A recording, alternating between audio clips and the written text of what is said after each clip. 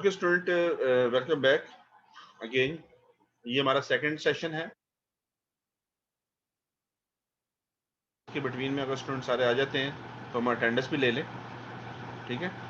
और मैं क्लास को कंटिन्यू करता हूँ जहाँ से हमने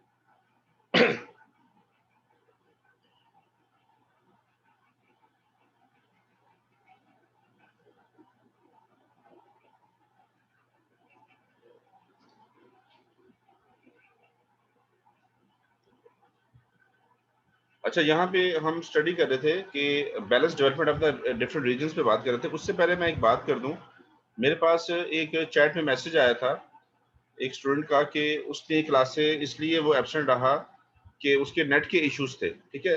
प्लीज मेरी बात सुन लें स्टूडेंट, सब लोग। मेरी आवाज आ रही है सबको? हेलो? Yes sir. ये दो तीन बातें सुन लें। देखें, जो भी ये स्टूडेंट था, मैं उसका नाम नहीं ले रहा हूँ, ठीक है। आपके साथ नेट का इशू है, मगर एक क्लास में इशू होगा, दो क्लासें में इशू होगा, तीन क्लासों में होगा। अगर आप ज्यादा क्लासों में ऐसा होगा तो ज्यादा कि वो एक्सक्यूज एक्सेप्ट नहीं होगा। दूसरी बात यह है कि अगर आपने यूनिवर्सिटी में एडमिशन लिया है, आपने फीस पे की है, और फिर यूनिवर्सिटी इन हालात में आपको टीचर दे रही है, ऑनलाइन क्लासें दे रही है, आपको घर बैठा के पढ़ा रही है। ज़ाहिर है, मुझे उसने अगर मुझे क्लासें मिली है तो मुझे फ्री में तो मैं नहीं पढ़ा रहा हूँ ना, मुझे भी पेमेंट हो रही होगी। तो भाई अगर ये सारी चीजें हो रही हैं तो आपको चाहिए कि अपने नेट पे थोड़ा सा खर्चा कर लें। अगर आपके पास वाईफाई का इशू है तो उसको चेंज कर ले, या फिर आप अपना डेटा में कुछ बैलेंस डलवा लें, कोई पैकेज ले लें। मगर आपको ये करना पड़ेगा क्योंकि आप यूनिवर्सिटी के स्टूडेंट हैं, आपने हजारों रुपए वहां भरे हैं, हजारों रुपए लाखों रुपए यूनिवर्सिटी आपकी खर्च कर रही है, तो आप 100 200 150 रुपए का एक पैकेज नहीं करवा सकते हैं मोबाइल पे? मुझे बताए ना। सर मेरा मोबाइल का मसला था, इस वजह से मैंने क्लासेस नहीं ली। अच्छा, जी सर, वो गन पॉइंट पे जो है ना मोबाइल स्नैच हो गया था, मैं इस वजह से। ये मुझे पता चला था, हम आपके गम में बराबर के शरीक है कि आपका मोबाइल वो हो गया, मुझे पता चला था। अल्लाह ताला आसानी करे, ठीक है। तो मुझे पता चला था, आप, मुझे पता है कि बहुत ज़्यादा रेगुलर स्टूडेंट है और आपका मोबाइल गन पॉइंट में छिन गया था, आप दो तीन क्लासों में नहीं आ रहे थे। और अल्लाह ताला आसानी करे आपके लिए, हम आपके लिए जी फिलहाल सर। दुआ कर सकते हैं, ठीक है ना। तो कोशिश करें कि जी ऐसे सर। ऐसे एरिया वगैरह में मत जाएं जहाँ पे ऐसी चीज़ें हों। तो मेरा जो कहने का मकसद ये है कि अगर आपने यूनिवर्सिटी में एडमिशन लिया है, फीसें भरी हैं, फिर यूनिवर्सिटी भी खर्चा कर रही है, ठीक है ना। अब ये सारी चीजें कंडक्ट कर रही है। अब मैं जैसे आपको ये क्लास ले रहा हूँ, तो अब आप मुझे कुछ स्टूडेंट कह दीजिए सर वो मेरे नेट के इशू है। नेट के इशू देखें, 12 क्लासें हो गई हैं, तो अब नेट के इशू आपने सॉल्व क्यों नहीं किए? अगर कोई ऐसे मसाइल हैं, मैं किसी एक स्टूडेंट के लिए नहीं कह रहा हूँ, मैं सबके लिए कह रहा हूँ, अगर आपके इश्यूज हैं तो यूनिवर्सिटी में एडमिशन क्यों लिया? अगर क्लासों में नहीं आ सकते हो, पढ़ नहीं सकते हो, तो भाई यूनिवर्सिटी में एडमिशन क्यों ले रहे हो?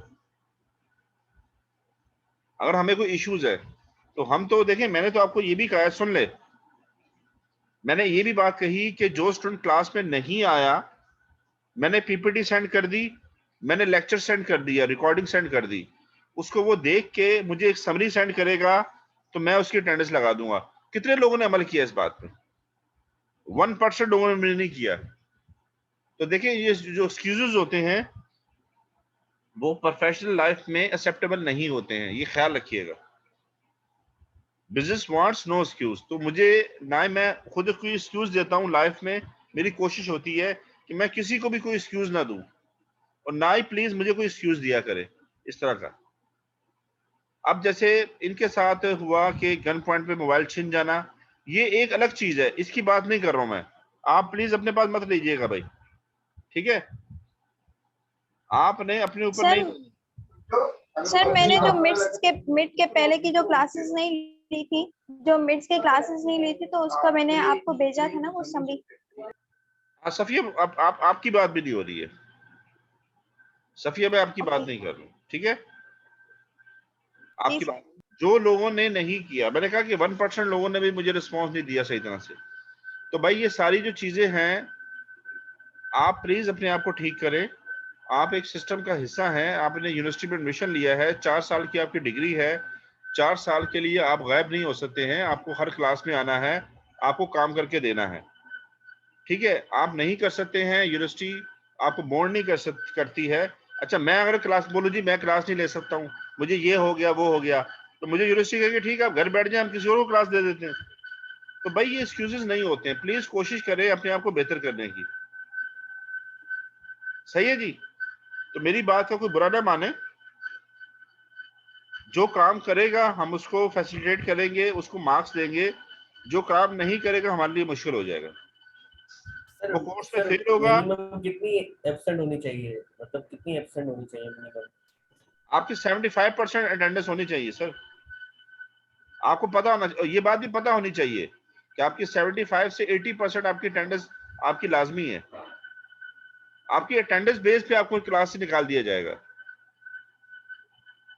तो ये चीज हमें पता है। मैं ये तो कह रहा हूँ कि अगर कोई स्टूडेंट का नेट का इश्यू है, ठीक है, किसी स्टूडेंट का कोई और मसला है व्हाटएवर, तो क्या आपके पास रिकॉर्डिंग नहीं जा रही है, क्या आपके पास पीपीटीज नहीं जा रही? मुझे बताएं, मैंने आपको भेजी कि नहीं भेजी? मैंने आपको हमेशा टाइम पे चीजें भेजी है, कभी आगे पीछे हुआ होगा। फिर मेरा नंबर सबके पास है, फिर आप मुझे वो चीजें कुछ एक पेज लिख के भेज सकते हैं, नहीं भेज सकते? एक पेज भी लिख के नहीं भेज रहे तो मैं क्या कर सकता हूँ? और वो एंड पे अगर मुझे कोई कहेगा कि मैं एब्सेंट हूँ, ये मसला है, तो मैं एक्सेप्ट नहीं करूंगा। वो बंदा 100% फेल हो सकता है, ये ख्याल रखिएगा। और कोई इस बात को पर्सनल नहीं लेगा, ठीक है, प्लीज ये ख्याल रखिएगा। और ये आज आज जाके सब अपने दोस्तों को बता दीजिएगा जो सो रहे, ठीक है ना। जो लोग अभी भी सो रहे हैं और क्लासों में नहीं आ रहे हैं प्रॉपर, ठीक है ना, रेगुलर नहीं है, उनको बता दीजिएगा, ठीक है। मैं उनकी किसी तरह की एक्सक्यूज को एक्सेप्ट नहीं करूंगा, जो पूरा सेमेस्टर गायब रहे हैं, ठीक है। मैं कहूंगा जाके चेयरमैन से बात करें, जाके वहां पे फैकल्टी में जाके अपने कोऑर्डिनेटर को, अली रजा साहब को, जो भी आपके हैं उनको एप्लीकेशन दे। मैं एक्सेप्ट नहीं करूंगा। स्टूडेंट, आपको मेरी कोई बात बुरी तो नहीं लग रही है? हेलो। सर आप सही कह रहे हैं सर, सही कह रहे हैं। बस ये ख्याल रखिएगा, ठीक है। अगर कोई स्टूडेंट एक आध क्लासों में कोई मसला हो जाता है, जैसे इनका मोबाइल का मसला हो गया या किसी का कोई और मसला हो गया, वो चल जाता है, मगर मुसलसल एक्सक्यूजेस मुझे नहीं, मैं एक्सेप्ट नहीं करूंगा। और आपकी क्लास में 60 to 50% लोगों ने ये किया है, और 50 to 60% लोग फेल होने जा रहे हैं, या लिख ले, ठीक है। तो इसलिए भाई मेरे साथ कोई किसी किस्म की भी कोई ऐसी चीज दिखाएगा कि सर ने पर्सनली तौर पे ऐसा किया है, मैं क्लास में रात को भी आपको बताता हूँ, ठीक है, बीच में भी हमारी बात होती है, सीआर से बात होती रहती है, सीआर आपके कांटेक्ट में होता है। और मैं रात को भी बताता हूँ कि मैसेज करता हूँ सुबह क्लास है, हमेशा। फिर सुबह भी बताता हूँ क्लास है, फिर चीजें भी सेट करता हूँ, फिर बातचीत में भी रहता हूँ। फिर भी अगर कोई 4 महीने बाद उठ के आएगा कि सर वो ये हो गया वो हो गया, तो मैं खुद फिर उसको जानने से इनकार कर दूंगा, मैं आपको जानता नहीं हूँ, ठीक है। अब मैं उन्हीं उन्हीं लोगों को जानता हूँ जो क्लासों में आए हैं। ओके जी। तो अभी भी वो लोग जो जिनके इश्यूज हैं अभी ठीक कर लें। अभी 2-3 क्लासें रहती हैं। मेरे कहने का मकसद ये है, कंक्लूजन ये है कि अभी जो ठीक कर ले। जब एग्जाम मैंने लिया था तो उस वक्त क्लास में 80-90% अटेंडेंस थी उस दिन, जिस दिन मैंने मिड टर्म लिया था। उससे पहले अटेंडेंस नहीं है, उसके बाद अटेंडेंस नहीं है। तो हम ये बात कर रहे थे कि जहां पे ज्यादा कैपिटल होता है, जिस रीजन में ज्यादा इन्वेस्टमेंट हो जाती है, वो फिर कई दफा ट्रांसफर होता है दूसरे रीजन में। और मैंने कहा था कि वो जो प्रोडक्ट्स होती हैं, उन प्रोडक्ट्स को पहले समझा जाता है कि कौन सी प्रोडक्ट्स हैं जो जिस एरिया में उसकी गैप है, ठीक है। अब कहीं गर्मी ज्यादा है, कहीं सर्दी ज्यादा है, कहीं कुछ है, कहीं कुछ है, तो ये इवेंट्स है, तो उस हिसाब से हम प्रोडक्ट को बनाते हैं। The traders, industrialist, EDC of less developed regions are able to get adequate capital for meeting their business needs। आपके जो लेस डेवलपमेंट एरियाज होती हैं वहां पे कैपिटल भी कम चाहिए होता है। वहां छोटे पैसे से काम से चल सकता है, कम पैसे से। This in turn increases investment, trade and production in the economy. ठीक है जी, आगे चलते हैं। ये सारा आपने डिस्कस कर लिया। Influencing economic activity. अच्छा जी, इस क्लास के लास्ट की 10 मिनट्स में मैं अटेंडेंस लूंगा, ये ख्याल रखिएगा। इस क्लास के लास्ट के 10 मिनट्स में मैं अटेंडेंस लूंगा, ठीक है, कोई जाएगा नहीं। The banks can also influence the economic activity of the country through its influence of availability of credit rate of, देखिए बैंक खुद भी इफेक्ट होता है अगर पाकिस्तान या किसी भी कंट्री के अंदर इकोनॉमिकली इश्यूज हों, प्लस में हो तो बैंक के ऊपर प्लस में पॉजिटिव इफेक्ट आएंगे, और अगर नेगेटिव हो तो बैंक के ऊपर नेगेटिव इफेक्ट्स आएंगे। If the commercial banks are able to increase the amount of money in the circulation through credit circulation or by lowering the rate of interest, it directly affect economic development. अगर कोई भी bank, अच्छा मुझे बात बताएं, अगर लोग बैंकों में पैसे नहीं रखवा रहे हो तो क्या करना पड़ेगा? रखवाना बंद कर दें या कम हो जाए, उनका रेशो कम हो जाए। अगर कल से लोगों ने बैंकों में पैसे रखवाना कम कर दें तो क्या करना चाहिए बैंक को? सर इंटरेस्ट रेट बढ़ा देना चाहिए।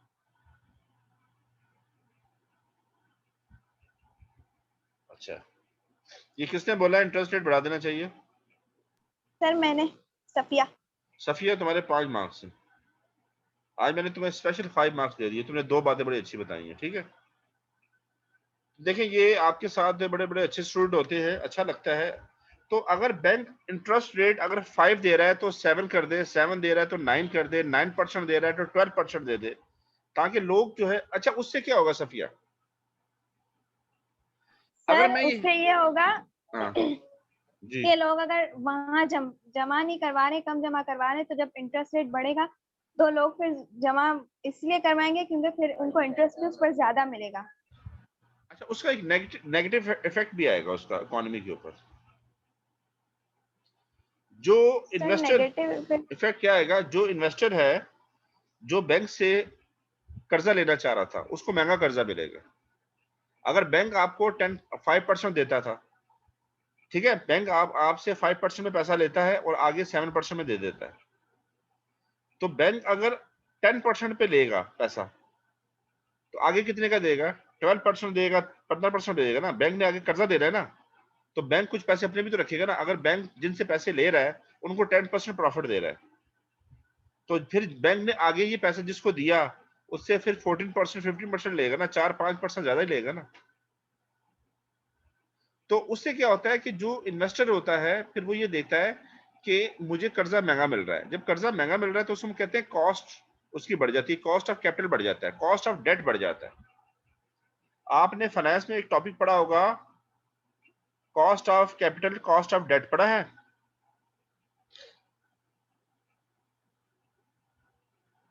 जी, आईबीएफ पढ़ा आपने? आईबीएफ, रजा साहब हेलो, यस सर। आईबीएफ में हमने अभी पढ़ा था पढ़ रहे हैं कॉस्ट, सर, अभी पढ़ रहे हैं, अभी चल रहा है। Cost of debt. Cost of debt कब बढ़ता है? जिसको आप केडी कहते हैं। आपने वैक भी बनाया होगा, वैक बनाया? वैक, वैक WAC वेटेड सर अभी एवरेज तक कॉस्ट ऑफ हम कैपिटल। टाइम वैल्यू सर अभी तक हम टाइम वैल्यू ऑफ मनी पे ही हैं। अच्छा टाइम वैल्यू, अभी तक टाइम वैल्यू बनी पे क्यों है? क्यों भाई, अभी तो 12 क्लासें हो गई हैं। सर रेशियो एनालिसिस हमने पहले कर लिया था मिड से पहले, अभी टाइम वैल्यू ऑफ मनी चल रहा है, और ये 2 क्लासों में सर कह रहे हैं कि मैं 2 चैप्टर और कराऊंगा और फिर हमारा खत्म होगा कोर्स। बहुत स्लो जा रहे हो भाई, बहुत स्लो जा रहे हो। कैश फ्लो भी करवा दिया सर, कैश फ्लो भी करवा दिया। Cash flow statement 3 chapter 4 chapter हो चुके हैं और 2 चैप्टर और हैं। कैश फ्लो स्टेटमेंट करवा दी है? Yes sir. कौन सी 3 एक्टिविटीज होती हैं कैश फ्लो स्टेटमेंट में? चलो छोड़ो, मैं कोशिश करूंगा कि आपके पास नेक्स्ट क्लास में फाइनेंस के कोर्स के साथ आऊं, ठीक है।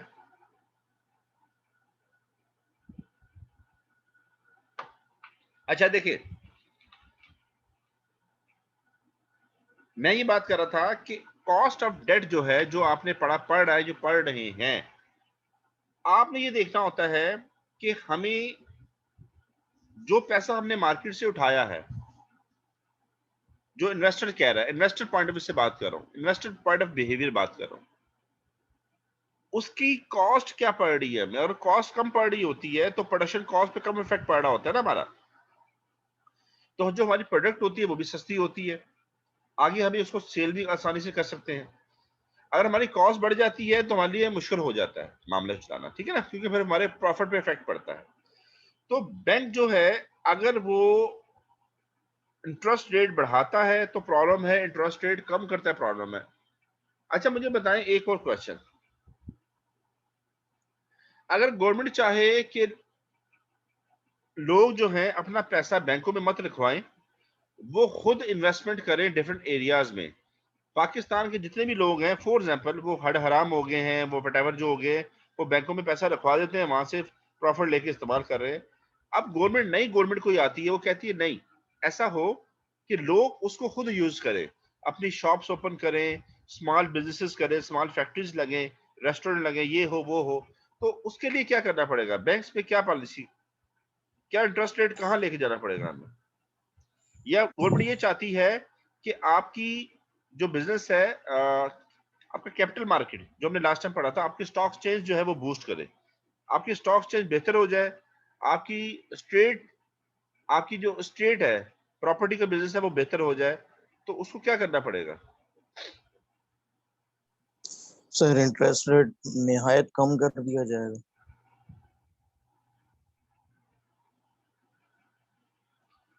कौन कह रहा है ये? सर मोहम्मद नौशाद। नौशाद तो माशाल्लाह, तुम्हारे भी मुझे अभी अभी दिल करा 5 नंबर दूं, मगर अभी नहीं, एक आध और बात अच्छी बताओगे। देखिए, जब इंटरेस्ट रेट, नौशाद ने बिल्कुल जबरदस्त बात कही है, यही चीजें मैं चाहता हूं। जब आप इंटरेस्ट रेट कम करेंगे, जब लोग कहेंगे कि मुझे लाख रुपए के पीछे बैंक 2000-3000 देता है साल का, तो क्या फायदा, तो क्यों ना मैं अपना बिजनेस करूं, या मैं स्टॉक चेंज में इन्वेस्टमेंट करूं, या मैं प्रॉपर्टी में करूं, या मैं किसी और एरिया में करूं। तो आप जब इंटरेस्ट रेट कम कर देते हैं तो आपकी कंट्री के अंदर इकोनॉमिकल एक्टिविटीज कम हो, आपकी बढ़ जाती है, मगर गवर्नमेंट को एक नुकसान होता है उससे। गवर्नमेंट को क्या नुकसान होता है, एक होता है सर्कुलेशन डेथ, गर्दिशी कर्जे। आमतौर पे जो गवर्नमेंट्स होती है वो कमर्शियल बैंक से भी कर्जा लेती है, वो गर्दिशी कर्जे जो होती है, अगर कमर्शियल बैंक के पास पैसा होगा तो लेगी ना। अच्छा चले सुने, इसको ऐसे लेते हैं, जब ये नई गवर्नमेंट आई, फॉर एग्जाम्पल ये जो करंट है, उसको पैसा चाहिए था, उसने क्या किया, इंटरेस्ट रेट 4.5-5% था, उसको 12-15 पे पहुंचा दिया। उससे क्या हुआ कि बैंकों के पास पैसा आया, लोगों ने पैसा डिपॉजिट करना शुरू किया, लोगों ने स्टॉक्स में इन्वेस्टमेंट नहीं की, प्रॉपर्टी भी नहीं की, कहीं और नहीं की, बैंकों में पैसा रखवा दिया। वो पैसा किसके पास चला गया, गवर्नमेंट के पास चला गया। गवर्नमेंट ने बैंकों को कहा जी हमें 12% पे लिया है, हमें 15% पे दे दो, 60% पे दे दो। तो इस तरह से सर्कुलेशन ऑफ जो मनी है, जो ट्रांसफर हुई एक डेट की शक्ल में, जो हमारे कमर्शियल बैंक थे वहां से गवर्नमेंट के पास पैसा गया, तो फिर हमारी स्टॉक चेंज बैठी, हमारी प्रॉपर्टी बैठ गई। आपने देखा होगा कि जब ये नई गवर्नमेंट आई थी, प्रॉपर्टी भी, हमारा बिजनेस भी डाउन हुआ था, स्टॉक मार्केट भी। जब इन्होंने इंटरेस्ट रेट कम किया है तो अब जाके स्टॉक मार्केट बेहतर होना शुरू हुई है और प्रॉपर्टी और दूसरे बिजनेस बेहतर हो रहे हैं। तो ये बहुत सारे इंडिकेटर्स होते हैं, फाइनेंशियल इंडिकेटर्स होते हैं, किसी को बढ़ाने से किसी और इंडिकेटर पर प्लस या माइनस के इफेक्ट्स आते हैं, ठीक है। तो ये है इन्फ्लुएंसिंग इकोनॉमिक एक्टिविटीज, कि बैंक खुद भी इफेक्ट होता है अगर कंट्री के अंदर हालात क्या चल रहे हैं। ठीक है जी, बात समझ में आ गई है, आगे चले, किसको समझ नहीं आ रही बात। A low rate of interest can encourage investment, ये देखें जी, a low rate of interest can encourage investment। अगर लो रेट होता है बैंकों का तो लोग फिर बैंकों में पैसा नहीं रखवाते, वो इन्वेस्टमेंट करते हैं डिफरेंट एरियाज में। The credit creation activity can raise aggregate demand which lead to more productive in the economy। ठीक है जी, ये वही बातें जो मैंने आपको बताई हैं। आगे चलते हैं, implementation of the monetary policy।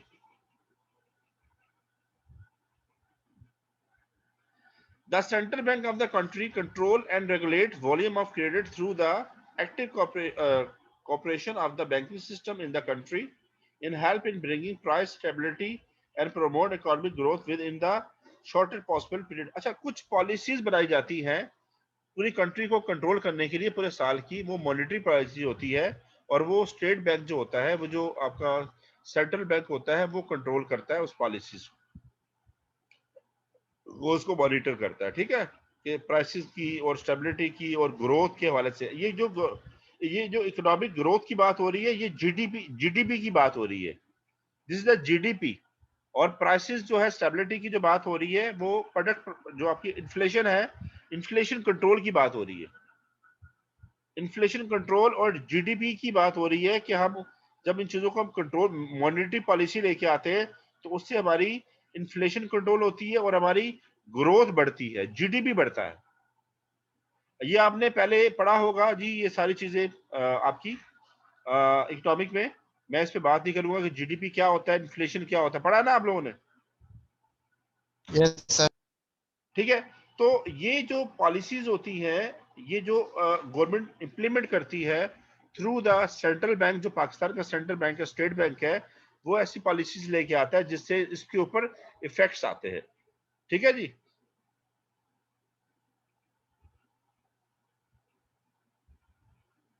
एक मिनट,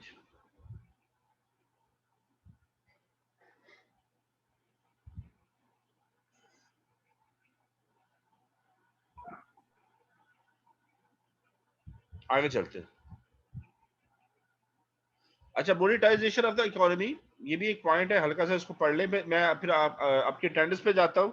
अटेंडेंस के बाद मेरे पास टॉपिक है थ्री सेक्शन के लिए स्टेट बैंक का, ठीक है। स्टेट बैंक को भी पढ़ना है आज, तो मैं जरा जल्दी जल्दी कर लूँ। The commercial banks by opening branches in the rural and backward areas are reducing the exchange of goods through barter. अच्छा देखिए, जब गरीब इलाकों में या देहातों में, रूरल एरिया क्या होते हैं, देहात जो होते हैं, देहातों में जब बैंक्स ओपन होते हैं, तो फिर वहां पे बार्टरिंग सिस्टम जो होता है वो डिस्करेज होता है। तो वहां जो ट्रेडिंग जो आती है, वो थ्रू मनी के थ्रू होना शुरू हो जाती है। आप तो आमतौर पे देहातों में या छोटे इलाकों में बार्टर सिस्टम अभी भी है कि मेरी ये चीज, चावल दे के गंदम ले लिया, ये लेके ये ले लिया। तो जब बैंक्स वहां आते हैं और अपनी इकोनॉमिक एक्टिविटीज करते हैं, तो उससे ये चीजें डिस्करेज होती है। तो इसको हम मोनेटाइजेशन ऑफ द इकोनॉमी कहते हैं। The use of money has, आपको पता है ना बार्टर सिस्टम क्या पता है ना आपको? तो ये रूरल एरिया, गांव देहातों में अभी भी हो रहा होता है। The use of money has greatly increase the volume production of goods. The non monetised sector barter economy is now being converted into the monetized sector with the help of commercial bank। Commercial bank ने के through ये सारी चीजें हो रही हैं। Export promotion cell, ये क्या चीज है?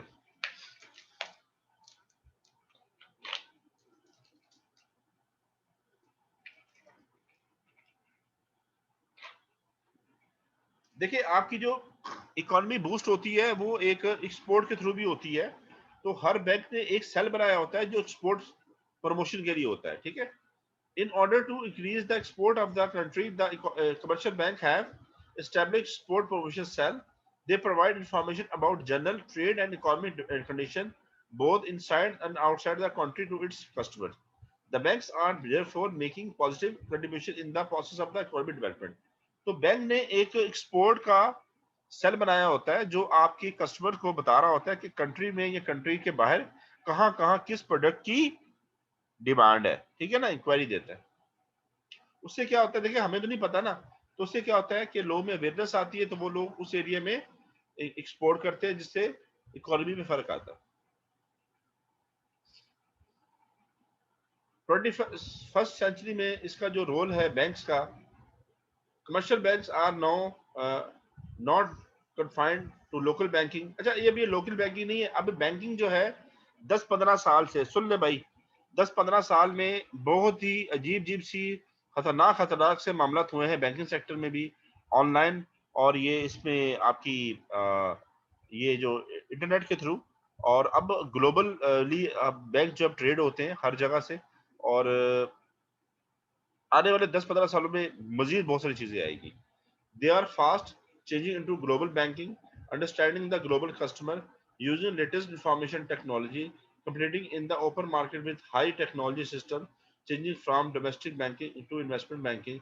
The commercial bank are now considered the nerve system of the economic development of Pakistan. ठीक है जी. तो कमर्शियल बैंक जो है वो आपकी नर्व्स हैं. ठीक है, आपके पूरे पूरे आपकी कंट्री के क्या असाब है, इस पर कोई इफेक्ट आएगा तो पूरे मुल्क के ऊपर असाब आएगा, इफेक्ट आएगा. तो ये जो है अब मॉडर्न जो बैंकिंग है, अब 21st जो बैंकिंग है, अब वो जो है वो उसके बगैर मामला चल ही नहीं सकते हैं.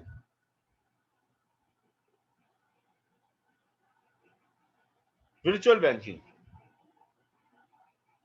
What is virtual banking? Providing the banking services through extensive use of information technology without direct recourse to the bank by the customer is called virtual banking. The origin of the virtual banking can be traced to 1970s with the installation of the ATM. अच्छा, 70s 80s में ये ATM का concept आया था, मगर modern countries में, पाकिस्तान में तो जाहिर है कि 21st के बाद ही आया ज्यादा. ठीक है, तो एटीएम जो है या इस तरह की जो चीजें आई है वर्चुअल बैंकिंग मतलब ये होता है कि आप बैंक ना जाएं और अपनी सर्विसेज जो है आप बैंक की जाए बगैर आप घर बैठे यहाँ एटीएम के थ्रू सारे काम कर लें. The principal types of virtual banking services include automated teller machine, phone banking, and most recently internet banking. ये सारी चीजें देख रहे हैं जी, सुन लें. वर्चुअल बैंकिंग में आपकी क्या आ रही है? ऑटोमेटेड टेलर मशीन, एटीएम है, फोन बैंकिंग है, और आपकी मोस्ट रिसेंटली इंटरनेट बैंकिंग है. ठीक है, तो ये तीनों चीजें आपने जेल में रखी हैं वर्चुअल बैंकिंग में. With the increasing use of internet banking, there is greater reliance now on information technology and the decrease of the physical bank. तो फिजिकली तौर पे अब जो है कोविड है, इसमें भी मसले हैं. लोग वहां जाते हैं और लाइनों में लगते हैं या बाहर बैठते हैं, रश ना हो. तो आजकल फिर ऑनलाइन का सिस्टम बहुत ज्यादा बूस्ट कर गया है, branches to deliver the banking service. तो आप लोग घरों में बैठ के भी यूज कर रहे हैं, एटीएम मशीन के थ्रू भी कर रहे हैं. ठीक है ना, और मोबाइल के थ्रू भी कर रहे हैं. तो ये जो चीजें हो रही है, ऑनलाइन सर्विसेज जो आज बैंक दे रहा है और आने वाले वक्त में मजीद देगा, ये वर्चुअल बैंकिंग है. तो यहां तक हमारा टॉपिक आज कंप्लीट हो गया. इसके बाद हमारा टॉपिक है सेंट्रल बैंक का. तो मैं आपकी पहले अटेंडेंस ले लूं या बाद में लूं? अभी मैं करता हूं, चलो मैं आखिरी 10 मिनट में अटेंडेंस लेता हूं. आखिरी 10 मिनट में अटेंडेंस ले लेता हूं. ठीक है. अच्छा, सेंट्रल बैंक क्या होता है? What is difference between central bank and state bank of Pakistan?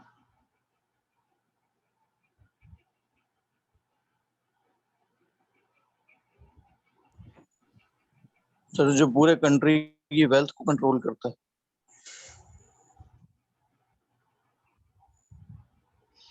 वो सेंट्रल बैंक है. और स्टेट बैंक क्या है?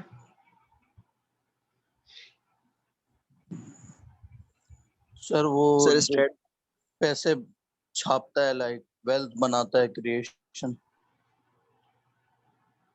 अच्छा जी, चलिए ठीक है, मैं आपकी अटेंडेंस की तरफ आ रहा हूँ. आखिरी 10 मिनट है, मैं आपकी अटेंडेंस ले लूँ.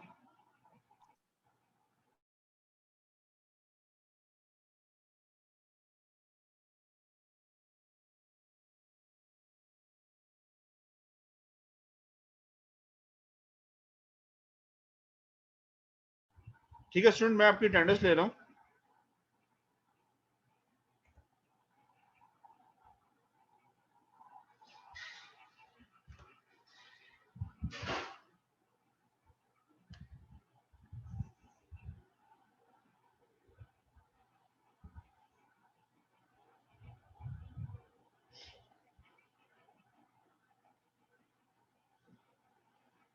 मैं पहले अटेंडेंस ले लूँ, फिर मैं इस टॉपिक पे आता हूँ. अच्छा, इसके बाद आपकी 10 मिनट का ब्रेक होगा इस सेशन के बाद, और 10 मिनट के बाद मैं आऊंगा आपके पास. ठीक है. Okay sir.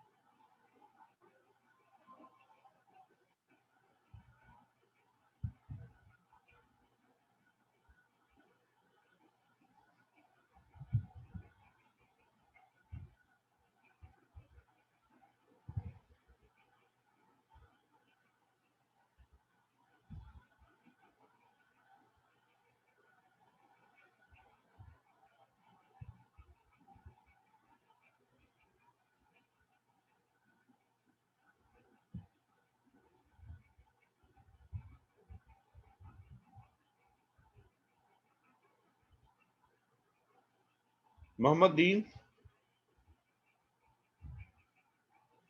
Mohammad present Deen, sir.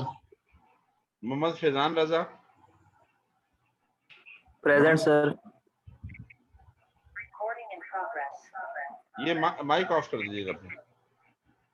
Mohammad Hammad Arshad, Mohammad Hammad Arshad, Mohammad Hasan, Mohammad खुमैर, Mohammad Hussain,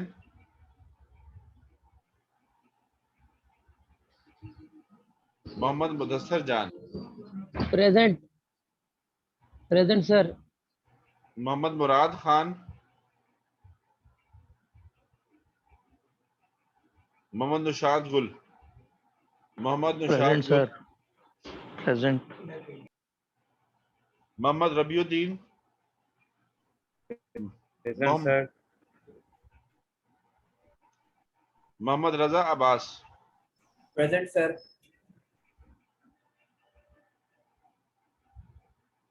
अच्छा, ये 1079 किसका नंबर है? ये नाम उसका डिलीट हो गया मुझसे। सर ये मेरा है। है? सर ये मेरा है। नाम क्या है आपका? सलार।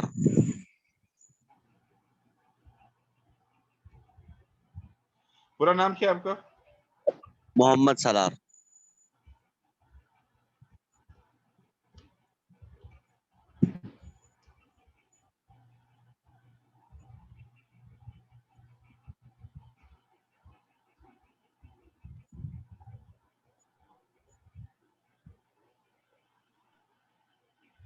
Mohammad सवेद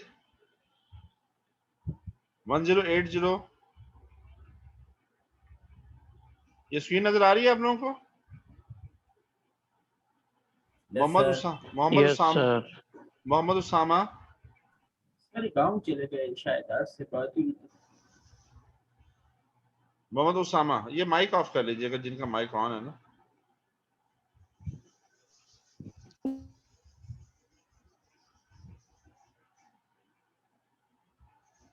Mohammad Uzair Chauhan,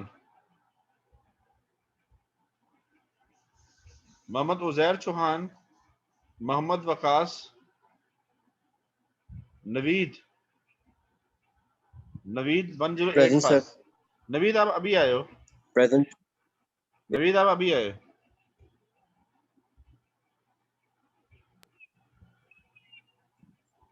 Naveed yes sir. अभी क्यों आए आप? सर बैटरी डेड थी मोबाइल की। तो रात को सारी रात यूज करते थे? तो सर कल रात को लाइट ही नहीं थी यार, टीएमटी खराब हो गया था। ये आपकी अटेंडेंस नहीं है, आपकी अटेंडेंस पहले ही बहुत कम है, तो काइंडली इसको ठीक करें, ठीक है? यस और सर। अभी मजीद कोशिश करें कि अभी आप वो ये सब चीजें पहले से करके रखें, ताकि मसला लाइटें बहुत जा रही हैं आजकल, ठीक है? तो अभी आपकी 2-3 क्लासें हैं, उसमें यस आप सर। बिल्कुल एक्यूरेट रहें। Yes Naveed sir. Ahmed 1086, Naveed Ahmed, Neha Jain, present sir. Noorul Ain 1088, present. Present. Awais Ali, Awais Ali, Rais 1091, Rida present sir. 1092, Romel Nayyar, present sir. Ruqaiya, Safia Bano, present sir. Saifur Rahman, Saifur Rahman,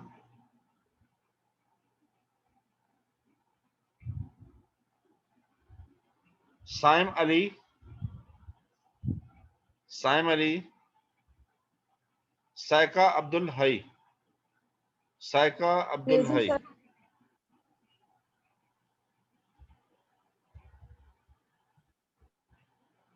Salman Shah,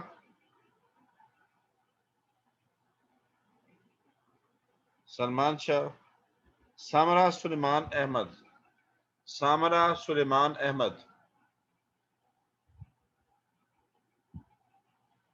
संदल Khan, present sir. Sarfaraz Khalid,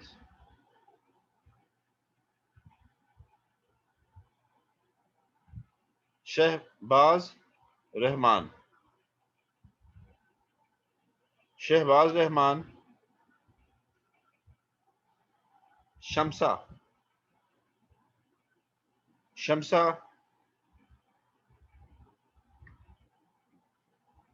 Hamza Mahmood, present sir. Awais Ahmed, Awais Ahmed, Shahdev, Shahdev, Noman Ali, Noman Ali, Shahzad Ali, Vikram है ना,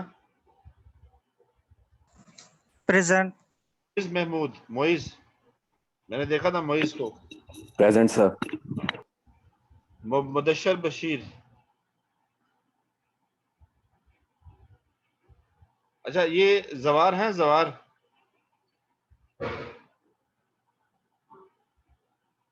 मुदस्सर बशीर हैं,